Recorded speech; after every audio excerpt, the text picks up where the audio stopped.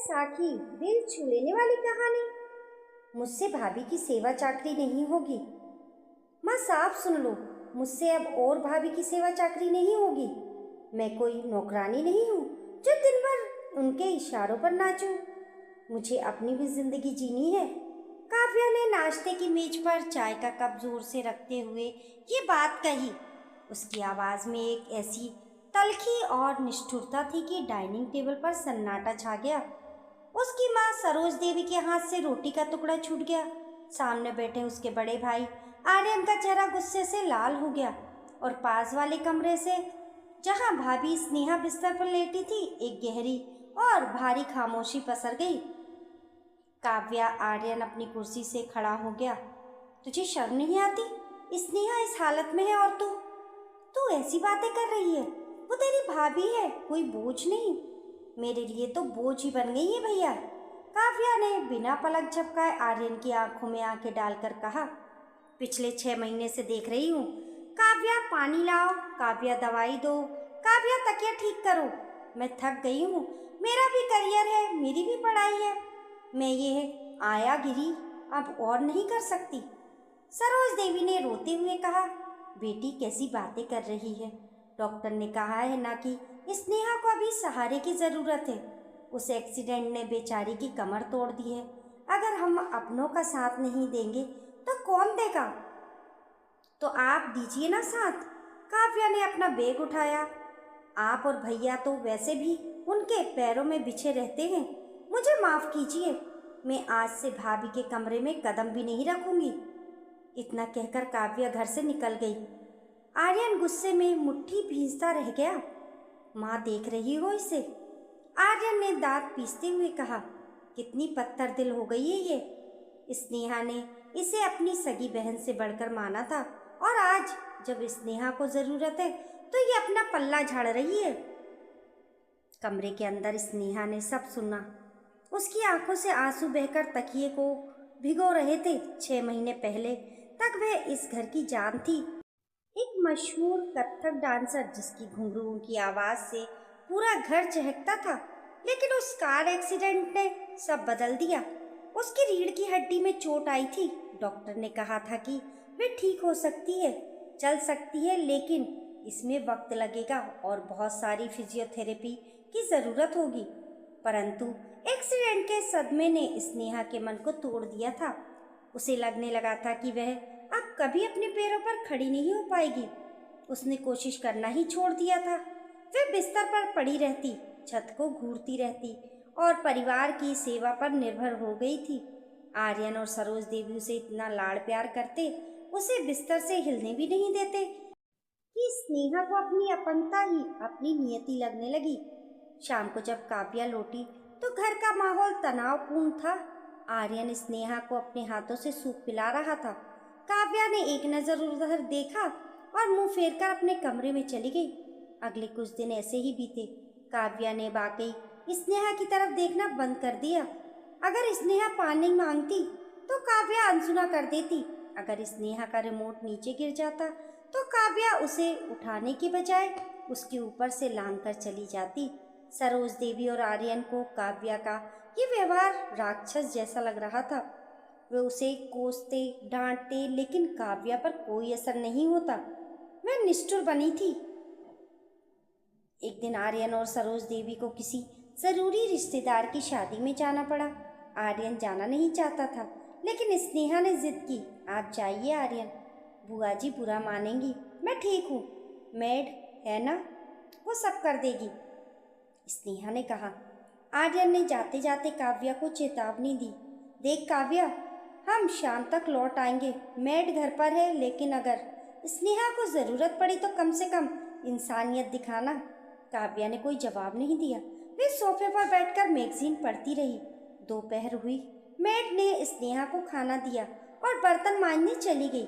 अचानक मेड के हाथों से कांच का गिलास फिसला और उसके पैर पर गिर गया। गहरा घाव हो गया और खून बहने लगा। मेड दर्द से कराह उठी। दीदी, काव्या दीदी, मेड चिल्लाई। काव्या दौड़कर रसोई में गई। मेड की हालत खराब थी। उसे तुरंत डॉक्टर के पास ले जाना जरूरी था। तू चिंता मत कर, मैं तुझे अस्पताल ले चलती हूँ, काव्या ने कहा। जाते जाते काव्या स्नेहा के कमरे के दरवाजे पर रुकी।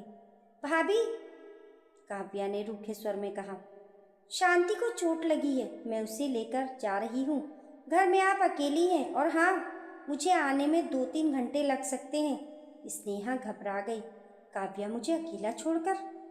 अगर मुझे वॉशरूम जाना हुआ या प्यास लगी तो खुद कर लीजिएगा, काव्या ने बेरहमी से कहा। हाथ पैर सलामत है आपके, बस जंग लग गई है। और काव्या दरवाज़ा बंद करके चली गई। घर में सन्नाटा छा गया। स्नेहा बिस्तर पर लेटी थी और उसका दिल जोर जोर से धड़क रहा था। उसे आज तक कभी इतना अकेलापन महसूस नहीं हुआ था। उसे काव्या पर बहुत गुस्सा आ रहा था। कैसी ननंद है, मुझे इस हालत में छोड़कर चली गई। 1 घंटा बीता। स्नेहा को प्यास लगी। उसने साइड टेबल पर देखा, पानी का जग खाली था। आर्यन शायद भरना भूल गया था। पानी। स्नेहा का गला सूख रहा था। उसने आवाज़ दी, कोई है? लेकिन घर खाली था। सिर्फ घड़ी की टिक टिक सुनाई दे रही थी। प्यास बढ़ती जा रही थी। स्नेहा ने सोचा कि काव्या के आने का इंतजार करे, लेकिन गला इतना सूख रहा था कि बर्दाश्त नहीं हो रहा था। उसे रसोई तक जाना ही होगा। रसोई कमरे से 15 कदम दूर थी। स्नेहा ने अपनी बैसाखी की तरफ देखा, जो बिस्तर से थोड़ी दूर दीवार के सहारे रखी थी। आर्यन हमेशा उसे बैसाखी पकड़ा देता था। आज कोई नहीं था। स्नेहा ने हिम्मत जुटाई। उसने बिस्तर से पैर नीचे लटकाए। 6 महीनों में पहली बार उसने बिना किसी सहारे के ऐसा किया था। उसके पैरों में कंपन हो रहा था। उसने दीवार का सहारा लेने की कोशिश की। वे खिसकी और धड़ाम से जमीन पर गिर पड़ी। दर्द की एक लहर उसकी कमर में दौड़ गई। वह फूट फूट कर रोने लगी। काव्या, मैं तुझे कभी माफ नहीं करूंगी। वह सिसक रही थी, लेकिन प्यास उसे जीने नहीं दे रही थी। स्नेहा ने हार नहीं मानी। वह कोहनी के बल रेंगते हुए बैसाखी तक पहुंची। उसने बैसाखी पकड़ी और बड़ी मुश्किल से कांपते हाथों और डगमगाते पैरों के साथ खड़ी हुई। पसीना उसके माथे से बह रहा था। हर कदम पर उसे लग रहा था कि वह गिर जाएगी। 1 कदम, 2 कदम। वह दीवार पकड़ पकड़ कर रसोई तक पहुंची। उसने कांपते हाथों से आरओ से पानी लिया और पिया। पानी की वह घूंट उसे अमृत जैसी लगी। लेकिन तभी उसकी नज़र रसोई की खिड़की से बाहर गई। उसने देखा कि काव्या की स्कूटी बाहर खड़ी थी। काव्या वापस आ गई। स्नेहा ने सोचा, तो उसने मुझे आवाज़ क्यों नहीं दी? स्नेहा को गुस्सा आया। वह उसी गुस्से की ताकत से बैसाखी के सहारे धीरे धीरे डाइनिंग हॉल की तरफ बढ़ी। उसने देखा कि काव्या सोफा पर बैठी थी और लैपटॉप पर कुछ काम कर रही थी। स्नेहा को अपनी आंखों पर विश्वास नहीं हुआ। काव्या घर पर थी। उसने मेड को अस्पताल छोड़ा और वापस आ गई थी, लेकिन उसने स्नेहा को नहीं बताया। वे जानबूझकर स्नेहा को प्यासा तड़पा रही थी। काव्या, स्नेहा चिल्लाई। उसकी आवाज़ में 6 महीने का दबा हुआ दर्द और गुस्सा था। काव्या ने सिर उठाया। सामने स्नेहा खड़ी थी, अपने पैरों पर। बैसाखी का सहारा था, लेकिन वह खड़ी थी। वह अपने कमरे से निकलकर हॉल तक आ गई थी। काव्या के चेहरे पर कोई पछतावा नहीं था, बल्कि उसके होठों पर एक बहुत ही धीमी, सुकून भरी मुस्कान तैर गई। तो आखिरकार आप अपने किले से बाहर निकल ही आई, महारानी साहिबा, काव्या ने शांति से कहा। तुम इतनी नीच कैसे हो सकती हो काव्या? स्नेहा रो रही थी और चिल्ला रही थी। तुम घर पर थी, मैं वहाँ प्यास से मरी जा रही थी। मैं जमीन पर गिरी, मैं रेंगते हुए पानी तक गई और तुम यहाँ बैठी रही। तुम इंसान हो या पत्थर? तभी दरवाज़ा खुला। आर्यन और सरोज देवी वापस आ गए थे। उन्होंने स्नेहा को हॉल में खड़ा देखा और उनकी खुशी का ठिकाना नहीं रहा। स्नेहा, तुम खड़ी हो। आर्यन दौड़कर उसके पास आया। माँ देखो, स्नेहा चल रही है। सरोज देवी ने आरती की थाली जैसा भाव बनाया। हे भगवान, चमत्कार हो गया। स्नेहा ने आर्यन का हाथ झटक दिया। कोई चमत्कार नहीं है आर्यन, ये आपकी लाडली बहन की क्रूरता है। इसने मुझे आज मारने की कोशिश की। ये घर पर थी, फिर भी इसने मुझे पानी नहीं दिया। मुझे मजबूर किया कि मैं घिसटती हुई आऊं। आर्यन ने गुस्से से काव्या की तरफ देखा। वे काव्या को मारने के लिए आगे बढ़ा। काव्या, तेरी इतनी हिम्मत! मैंने कहा था ना ख्याल रखना, अगर स्नेहा को कुछ हो जाता तो। काव्या अपनी जगह से हिली नहीं। वह खड़ी हो गई और पहली बार उसकी आंखों में आंसू दिखे। अगर मैं आज पानी दे देती भैया तो भाभी जिंदगी भर बिस्तर पर ही पड़ी रहती। काव्या की आवाज गूंजी। सब सन्न रह गए। आर्यन का हाथ हवा में रुक गया। काव्या ने आगे बढ़कर कहा, हाँ, मैं पत्थर दिल बनी। हाँ, मैंने कहा कि मुझसे सेवा नहीं होगी। क्यों? क्योंकि आप लोग सेवा नहीं कर रहे थे, आप लोग उन्हें अपाहिज बना रहे थे। डॉक्टर ने 3 महीने पहले कहा था कि फिजियोथेरेपी और कोशिश से ये चल सकती हैं, लेकिन आप लोग। अरे स्नेहा, हिलना मत। अरे पानी में ला दूंगा। आपने इन्हें इतना आराम दिया कि इनका आत्मविश्वास ही मर गया। काव्या स्नेहा के पास गई। भाभी, याद है आप क्या कहती थी कि डांस आपकी आत्मा है, लेकिन पिछले 6 महीनों में आपने एक बार भी घुंघरू को नहीं देखा। मैंने जानबूझकर मेड वाली बात का बहाना बनाया। मैं घर के बाहर ही खड़ी थी, खिड़की से देख रही थी। जब आप गिरी तो मेरा कलेजा मुंह को आ गया था। मेरा मन हुआ कि दौड़कर आपको उठा लूं, लेकिन मैं रुक गई, क्योंकि मुझे पता था कि अगर आज मैंने हाथ दे दिया तो आप कभी अपने पैरों पर खड़ी नहीं होंगी। काव्या की आंखों से अब आंसू बह रहे थे। मुझे बुरी ननंद बनना मंजूर था भैया। मुझे मंजूर था कि आप मुझे स्वार्थी कहें, पत्थर दिल कहें, लेकिन मुझे ये नहीं देखा जा रहा था कि मेरी वो भाभी जो हवा से बातें करती थी, वो एक जिंदा लाश बनकर बिस्तर पर सड़ रही हैं। मुझे आपकी नफरत प्यारी थी, आपकी दया नहीं। कमरे में गहरा सन्नाटा छा गया। आर्यन, सरोज देवी और स्नेहा तीनों स्तब्ध थे। स्नेहा ने अपने कांपते पैरों की तरफ देखा।